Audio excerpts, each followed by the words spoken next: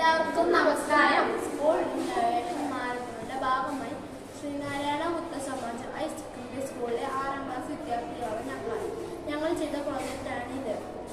Team YAP boys എന്ന പേരിലാണ് ഞങ്ങൾ ഈ മത്സരത്തിൽ പങ്കെടുക്കുന്നത്. എൻ്റെ പേര് ശിവാനന്ദ് വിയാസ്. എൻ്റെ പേര് നിന്ന ബിയ. ഞങ്ങൾ ഇവിടെ അവതരിപ്പിക്കുന്നത് ഒഴിഞ്ഞ ബാൻഡേജ് ചെയ്ത് കൈകൾ തൂക്കിയിടുന്നത് ഒഴിവാക്കാൻ സഹായിക്കുന്ന ഒരു ബെൽറ്റാണ് ഇത്.